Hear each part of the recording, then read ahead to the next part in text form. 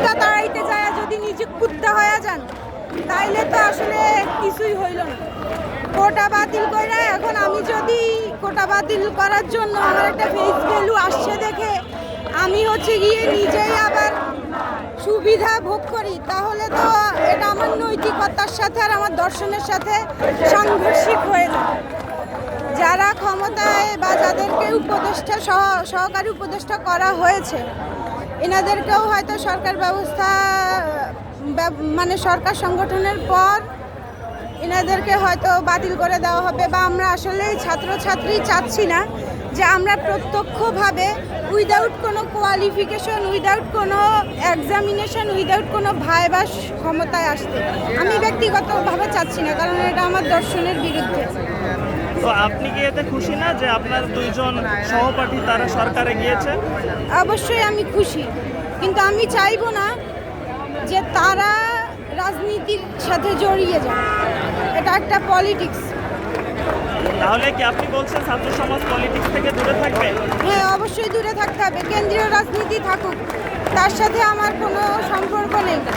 But আমরা তো প্রত্যেক দিন ক্লাস শেষে এখানে এসে সরকার বিরোধী আন্দোলনে নামতে চাচ্ছি না। আমি চাচ্ছি শিক্ষা ব্যবস্থাটাকে সুসংগঠিত করা হোক, ছাত্রদেরকে পড়তে দেওয়া হোক, তাদেরকে পদ দেওয়া হয়েছে তা নিয়ে আমার কোনো আফসোস নেই।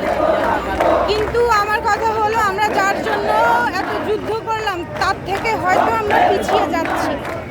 আপনি কিসে পড়াশোনা করেন যদি একটু বলতেন আপনার আমি পরিচয়? ঢাকা ইউনিভার্সিটির লিঙ্গুইস্টিক্স ডিপার্টমেন্টের মাস্টার্সের স্টুডেন্ট। আপনার মাস্টার্স চলমান? জি, আমার মাস্টার্স চলো। আপনার গ্রামের বাড়ি কোথায় জানতে পারি? আমার গ্রামের বাড়ি লক্ষ্মীপুর, নোয়াখালী, বৃহত্তর নোয়াখালী। আচ্ছা আচ্ছা, তো আসলে লক্ষ্মীপুরবাসীও সৌভাগ্যশীল আপনার মতো লক্ষ্মী একটা মেয়ে পেয়েছে, কিন্তু কথা হচ্ছে যে আপনি তারপরেও কেন খুশি হতে পারছেন না? যে কোথায় খুশি হতে পারছি না তা না, যেভাবে লুট চলছে দেশ, বা আমাদের সাবেক দুই প্রধানমন্ত্রী সাঙ্গপাঙ্গরা যা বলছে এগুলো তো আসলে আমাদেরকে ভাবাচ্ছে। রাজনৈতিক ক্ষেত্রে হোক, সরকার গঠনের ক্ষেত্রে হোক, সকল ক্ষেত্রে আসলে এখন একটা সুদূর প্রসারী সিদ্ধান্তের প্রয়োজন। আমি চাচ্ছি না যে এই ধরনের ভাগাভাগি বা দলাদলিতে আমাদের ছাত্র সমাজরা বিচ্ছিন্ন হয়ে যাক, বা তারা দলে বিভক্ত হয়ে যাক আর একজন আরেকজনের বিপক্ষে চলে যাক। আপনার একটা কথা ভাইরাল হয়েছে যে পিছনে পুলিশ আসে আমরা স্বাধীনতা, আসলে এই কথাটা আপনি কেন বলেছিলেন? এটা আমি রাগ থেকে বলেছি। আমি হল থেকে ওই দিন প্রোগ্রামে আসতে প্রায় আমার দেড় ঘন্টা পুলিশের সাথে যুদ্ধ করতে হয়েছে। আমি আমার ক্যাম্পাসে স্বাধীনভাবে হাঁটতে পারিনি, আমাকে তারা ধরেছে। তো এরপর আমাকে খুঁজেছে, ছাত্রলীগ এলাকায় লিস্ট তৈরি করেছে, সেখানে আমার নাম ছিল 1 নম্বরে। আমার বাবা আমার জন্য অনেক ধকল পোহাতে হয়েছে। তা আমি ভাবলাম যে এসে যেহেতু গিয়েছি, আর এটা একটা সিক্স সেন্স বাংলাদেশের প্রেক্ষিতে, রাজনৈতিক প্রেক্ষিতে এটা একটা সিক্স সেন্স। বাঙালি একটা সংকট জাতি, এরা একটা সময় গিয়ে দাঁড়িয়ে যায়। এরা খুব বেশি দিন শোষিত হতে চায় না, সহ্য করে না। আমার মনে হয়েছিল তখন যে সরকার প্রধান টিকতে পারবে না আর আমাদের আর পিছনে যাওয়ার সুযোগ নেই। আমি লিঙ্গুইস্টিক্সের স্টুডেন্ট হিসেবে একটু রূপ করে বলেছি যে পিছনে পুলিশ, সামনে স্বাধীনতা। পিনাকি ভট্টাচার্য স্যার আপনাকে নিয়ে একটা ভিডিও বানিয়েছে, আপনি কি দেখছেন? সরি, আমি বুঝিনি আপনার। পিনাকি ভট্টাচার্য স্যার আপনাকে নিয়ে একটা ভিডিও তৈরি করেছে, আপনি কি জি, দেখছেন? আমি দেখেছি। আচ্ছা, উনি যে আপনার একটা মুহুর্মুহ প্রশংসা করেছে, এতে কি আপনি খুশি?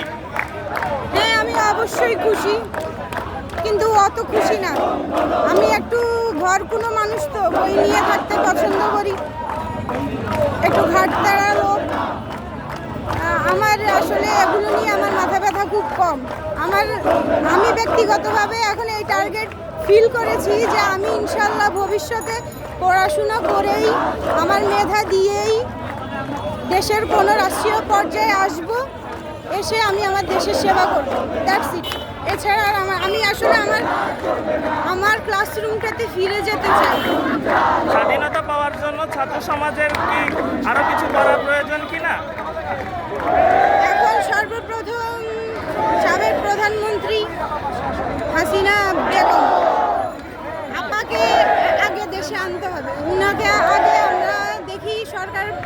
কি ব্যবস্থা নেন। ওনাকে যতই শাস্তি দেওয়া হোক আমি মনে করি এটা কম হয়ে যাবে। আপনি চাইলেই কাউকে মেরে ফেলার অর্ডার দিতে পারেন, এত ক্ষমতা আপনাকে কেউ দেয়নি।